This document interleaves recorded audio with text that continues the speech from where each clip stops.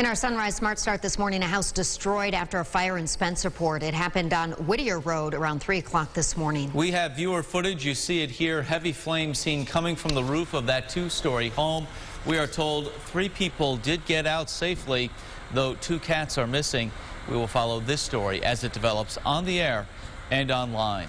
Well, make sure your child has a mask for school this morning. New guidance from the state health department will not take effect today as expected. Erica Cost live this morning to tell us why. Erica, good morning.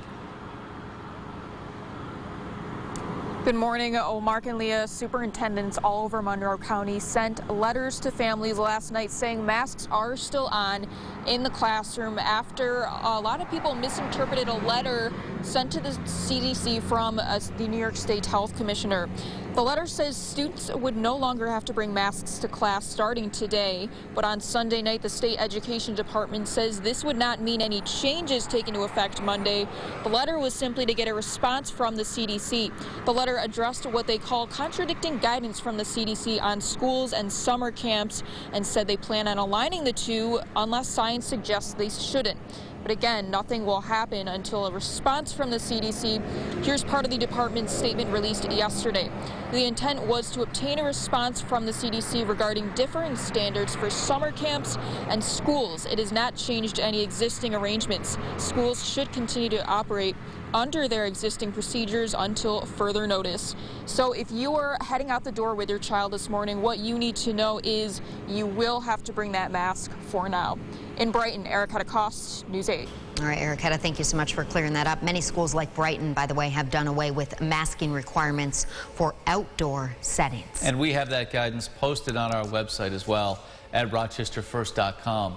Elsewhere, the Monroe County Sheriff's Office searching for a missing man this morning. Deputies say Sean McCready was last seen at his home on Paul Road in Chili on an ATV yesterday around 4 o'clock. He is 5'4", about 150 pounds, with the brown hair and the goatee. Anyone with information about where he is asked to call 911.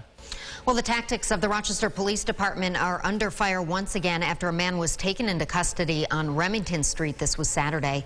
Some in the community say police used excessive force while detaining 31-year-old Jarvis Lewis.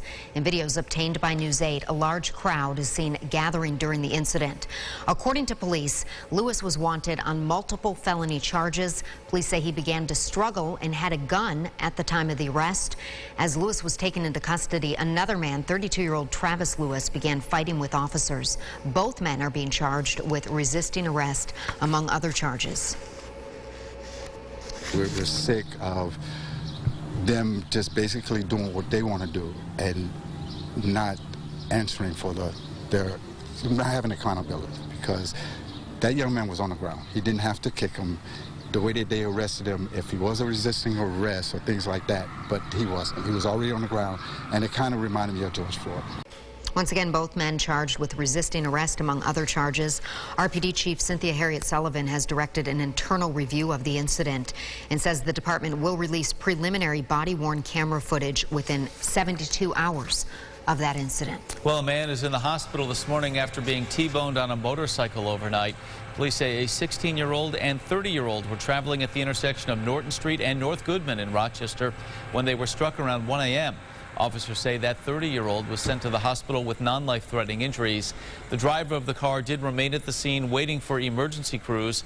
Meanwhile, the 16-year-old has been charged with unlicensed operation of a motorcycle. A man arrested after police say he robbed 3 banks in Monroe County. According to police, 32-year-old Terrence Blackman robbed the Key Bank on Mount Hope Avenue last Thursday. He is also accused of robbing M&T on Lyle Avenue and another Key Bank on Spencerport Road Saturday. Police say the cash from the latest robbery was found in a nearby dumpster. Blackman was charged with robbery and grand larceny. All right, James Gilbert in with us here talking about the driving forecast. We need the shades this morning. We know it's warm, that's for sure. Yeah, definitely. And there is a little bit of a haze out there as well, which is neat. I love these graphics because I can actually change what the sky looks like. So I added a little bit of a haze in there because that's what we see. I can't change the station, though. It's always full blast on rock music. I don't... No, you really got to peer over. It's all the way up. But anyways. And slow down, I might add. You can't slow down. The trees. Boy, we sound like parents. So fast. Yeah. 70 degrees to start off this morning. Grab the sunglasses, as we mentioned. And if you're thinking about going to the playground this afternoon, make sure to wear the sunscreen, bring plenty of water, wear some light clothes, some loose-fitting clothes as well. Try to be as comfortable as possible this afternoon because really feeling like the middle of summer on this Monday. Mark, Leah? For sure. James, thank you. A look at the roads now with our sunrise traffic. We mentioned it in our last update. An accident at this hour in Greece on Westridge Road. At Stone Road, no reports of backups on 390, 490, or 590 at this hour.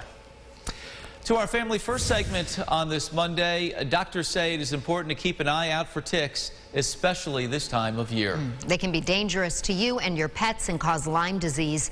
Doctors say ticks are most active during the warmer months, like right now. They recommend avoiding overgrown areas where you're more likely to brush up against a tick.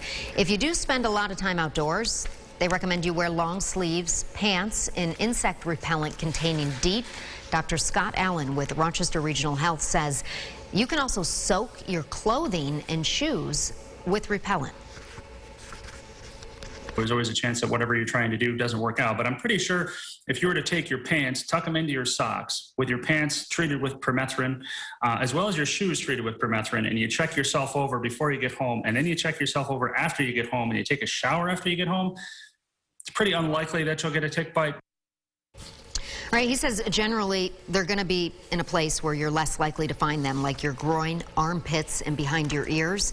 Now, coming up Wednesday, more ways to protect your family and a closer look at treatment for Lyme disease.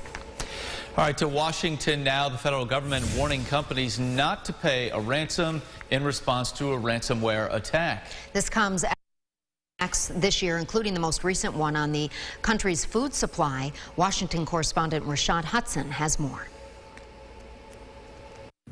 Good morning. These cyber attacks are impacting everything from gas to the nation's food supply. The White House is urging companies to beef up their cybersecurity to prevent future attacks.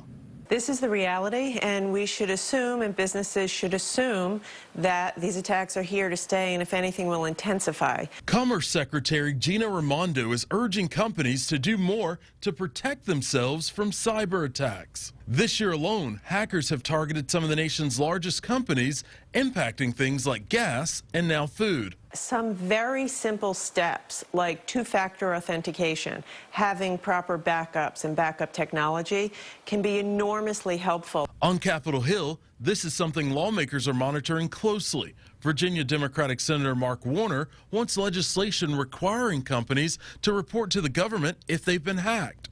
Not only are the companies often not reporting that they are attacked, but they're not reporting the ransomware payments. The White House says a criminal group based in Russia was responsible for the attack on the Colonial Pipeline and the most recent one on JBS USA. Missouri Republican Senator Roy Blunt says Russia should be held accountable. You really have to treat Russia like it's virtually a criminal enterprise. Right. They harbor criminals. They don't appreciate the rule of law. All of this is happening as President Biden is set to take his first foreign trip later this week as president. Reporting in Washington, Rashad Hudson, back to you. All right, Rashad, thank you. Officials say the president will also meet with the Queen of England coming up on June 13th at Buckingham Palace. Let's get a look at the GRE Morning Business Report now. According to the Labor Department, 559,000 jobs were added in May. That was weaker than expected, but the nation's unemployment rate did tick down to 5.8%. Facebook is being hit with a pair of antitrust probes. The European Commission says it's investigating whether the social media giant breached competition rules by using information it pulled from advertisers to compete against them. And a British regulatory body is also probing whether Facebook's data use has given it an unfair advantage. Peloton peddling new price tiers to give a break to students and first responders. The company says it is slashing the price of its app to $9.99 a month for first responders, healthcare workers, and teachers. Military members can get that same price for life. There's an even bigger discount if you are a student. Verification for students can pay just $6.99 a month for Peloton. All right, here's what some folks might be talking about at the old water cooler this morning. Big trade in the NFL over the weekend. All-pro wide receiver Julio Jones leaving the Atlanta Falcons and headed to the Tennessee Titans. Jones considered by many to be among the best, if not the best receiver in the league. By the way, how does this impact the Bills? They will face Jones and the Titans October 18th on Monday Night Football. Away from that. Interesting trade there. Yes. Yeah, Tennessee Titans, they've been playoff bound pretty much the past couple of years, really. Interesting team. Passing threat, running threat, they do it all. They do. Yeah. They do. Yeah, Mother Nature's been doing it all recently. Yeah. Bringing up the heat and maybe some rain for some. Yeah, for sure. And I think the kiddos do not need to worry about the rain. I think, especially if it's a 2 o'clock afternoon pickup time for the bus stop, really it's going to be closer to that 4 to 5 o'clock range that we see any of those showers and thunderstorms. So we'll start off in the 70s. Yes, it is very mild, very warm out there and hot and humid to finish the day. Let's finish off with the 8-day forecast as we look ahead to the week. Today, probably the hottest day of the week. Upper 80s to near 90, and then the humidity sticks around Tuesday, Wednesday. We should get a break from the heat and humidity, I think, by Thursday and Friday. All right, good. And right now, Saturday, Sunday looking good, too. It's never too soon to talk about the weekend. So far, so good. Lots could change. That's why you keep watching. That's it. We'll do that. Thank you so much. And thank you for watching News 8 at Sunrise. Well, our next update is coming up in 30 minutes. Meanwhile, CBS This Morning is up next. Have a great Monday. Follow News 8 wherever you are on RochesterFirst.com, Facebook, Twitter, and on our app for news and weather.